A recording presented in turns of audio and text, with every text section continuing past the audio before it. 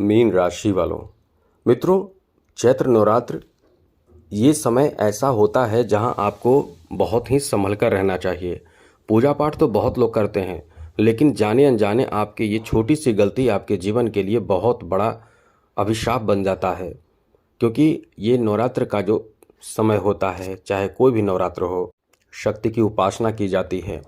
कुछ लोग ऐसे समय में कई तरह की उपासना करते हैं, तो ऐसे समय में आपको संभल कर भी रहना चाहिए। हम इस वीडियो में आपको बताएंगे कि 19 मार्च को नवरात्र शुरू हो रहा है, चैत्र नवरात्र। इसमें आपको 1000 गुना लाभ मिलेगा यदि इन बातों का ध्यान आपने रखा। मेरी बात आपने माना, लेकिन किसी को आपको बताना नहीं है। ये भी आप नोट कर लीजिए, किसी को नहीं बताना है जो हम आपको बता रहे हैं, क्योंकि ये बहुत अच्छा मौका होता है। ये मौका आपके हाथों से जाना नहीं चाहिए, आपके पास से जाना नहीं चाहिए। आपको बता दें, ये आपके हर परेशानी को दूर करता है, क्योंकि माँ का आगमन पृथ्वी पर होता है। पृथ्वीवासियों के घर में माँ जाती है। जो लोग माँ की कृपा दृष्टि प्राप्त करना चाहते हैं, जो लोग भजन करते रहते हैं, या जो लोग इस तरह के कार्य करते रहते हैं, उनके जीवन में सब जो कठिनाई होती है वो दूर हो जाते हैं।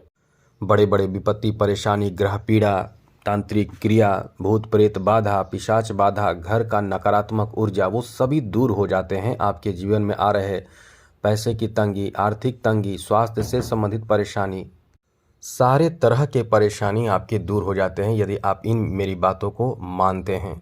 तो चलिए हम आपको विस्तार से समझाएंगे। हम चाहेंगे कि आपके जीवन में सब कुछ अच्छा हो, तो विस्तार से चर्चा करें। उससे पहले मेरा आपसे छोटा सा अनुरोध है, चैनल को सब्सक्राइब जरूर कर लीजिएगा। वीडियो के नीचे सब्सक्राइब लिखा बटन देखिए, वो दबा दे, घंटी वाला ऑल बटन दबा दे, और लाइक आप हमेशा करते हैं, लाइक भी कर दीजिएगा।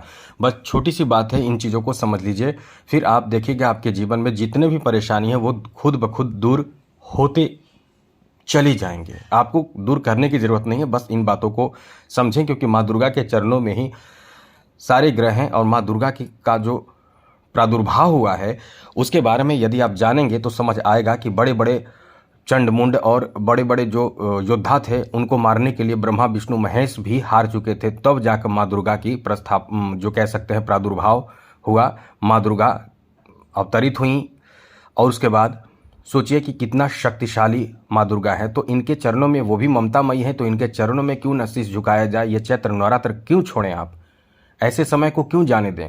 तो बस इन बातों का ध्यान रखें। सबसे पहले थोड़े सतर्क कर दें कि कभी भी नवरात्रा करें या ना करें, घर में यदि आप कम से कम इतना भी ध्यान रखें तो बहुत अच्छा रहेगा। लहसुन प्याज, तामसिक भोजन बिल्कुल भी ना बनने दें। बहुत लोगों को आपने सुना है कि हमारे घर तो नहीं हो रहा है, हमें खाने में क्या दिक्कत है। लेकिन जब आपके घर नहीं हो रहा है तो उन चीज़ों को नहीं खाते हैं, लहसुन प्याज, तामसिक भोजन, और जो कहते हैं नॉनवेज नहीं खाते हैं, तो सोचिए कि इससे भी आपको सकारात्मक ऊर्जा जो है वो कम से कम आपके घर तक तो आए। माँ का जो प्रभाव है वो तो आपके घर तक तो पहुँचे। लेकिन यदि आप खाते हैं तो आपके घर तक भी नहीं पहुँचेगा। फिर सोचिए कि फिर आप क्या करेंगे। तो कम से कम इन नियमों का भी कम से कम पालन करें। यदि आप करना चाहते हैं तो मेरी इन बातों का ध्यान रखें। साथ ही साथ एक बात और बता दें कि नवरात्र में कभी भी बाहर बच्चों को ना घूमने दें, ऐसे जगह पे जहां आपको डर लगता है, आपको लगता है कि कोई तांत्रिक क्रिया, आजकल बहुत काला जादू, तांत्रिक क्रिया करने वाले लोग एक्टिव रहते हैं। अब इसका प्रभाव ये होता है कि आपके बच्चों पर, आप पर ऐसा कर दिया जाता है जो आप अपने जीवन साथी से, पत्नी से, बच्चों से, माता पिता से झगड़े करते हैं, अपने बच्चों से झगड़े करते हैं, जिसके कारण आपका घर पूरी तरह से तबाह हो जाता है और आप इस चीज़ को समझ नहीं पाते हैं। फिर आप ऐसे लोगों के पास जाते हैं, ओझा के पास जाते हैं, ऐसे लोगों के पास जाते हैं जिससे आपको वो ऐसे कैप्चर कर लेते हैं, आपके समस्या को, एक समस्या दूर करते हैं, दूसरे समस्या देते हैं, जिससे आप उनका दुकान चलता रहे। तो थोड़ी समझदारी बरतें, मेरी इन बातों को समझें। हम आपको आपके भले के लिए कह रहे हैं। आप समझिए कि आपको हम इस वीडियो में बहुत कुछ बताने वाले हैं। सबसे पहले तो बता दें कि आपको सतर्क भी रहना चाहिए, बच्चों को भी सतर्क रहना चाहिए। नवरात्र के शुरुआती दिन और आखिरी अष्टमी के दिन, ये दोनों दिन कम से कम फास्टिंग जरूर रखें। पूजा, धार्मिक क्रिया जरूर करें। घर में महिलाएं हैं या कोई भी हो, मंदिर भी हो सके तो जरूर जाइए। ये चीज़, मेरी इन बातों का ध्यान जरूर रखिएगा। 9 दिवसीय पूजा है जो प्रारंभ हो जाएगा 19 मार्च को। और आप यदि घट स्थापना करना चाहते हैं तो प्रातः नोट कर लीजिए, 6:52 से प्रारंभ होकर शुभ समय, शुभ मुहूर्त के बारे में बात करें तो सुबह 6:52 से लेकर 7:43 तक रहेगा। इस समय आप घट स्थापना करके पूजा के लिए शुरू कर दीजिए। यदि आप नहीं शुरू कर पाए किसी कारणवश, तो एक और अच्छा मुहूर्त है, और वो अभिजीत मुहूर्त, जो बहुत अच्छा माना जाता है, सर्वश्रेष्ठ माना जाता है। अभिजीत मतलब जहां आपके कह सकते हैं कि पराजय होने की बात ही नहीं है, आपका पूर्ण मंगल होगा। और वो जो समय है अभिजीत मुहूर्त, वो दोपहर 12:05 से प्रारंभ होकर 12:53 तक रहेगा। इसी समय आप करें तो सबसे ज़्यादा अच्छा रहेगा। लेकिन यदि आप सुबह में करना चाहें तो वो समय भी आपके लिए ठीक है। लेकिन फिर भी यदि आप कोई समय ना मिले तो कभी भी शुरू कीजिए, क्योंकि माँ का दिन है, आप शुरू कर सकते हैं। कलश स्थापना जरूर कीजिए। इसमें कुछ बहुत बड़ी तामझाम नहीं है, क्योंकि ये कलश अपने आप में सुख समृद्धि दिलाता है। वो कलश में जो चीज़ डालते हैं वो सारे चीज़ आपके जीवन से जुड़ा हुआ होता है। उसमें सभी देवताओं का वास होता है, जिस कारण से आपके जीवन में सुख समृद्धि प्राप्त होता है। इसलिए ये ध्यान रखिएगा, कलश में क्या डाला जाता है, क्या नहीं डाला जाता है, अच्छे से समझिएगा। यदि आप पूजा कर रहे हैं तो कुछ, या नहीं कर रहे हैं तो कम से कम एक मंत्र जरूर जाप कीजिए। यदि आप कुछ भी नहीं करना चाहते हैं, समय नहीं है, समय की कमी है, तो केवल एक मंत्र, ओम ऐं ह्रीं क्लीं चामुंडाय विच्चे, इस मंत्र को 108 बार, या आप जितना करना चाहे, बस हम क्या कहें, क्योंकि आप समझिए कि 1000 गुना उसका फल मिलेगा आपको।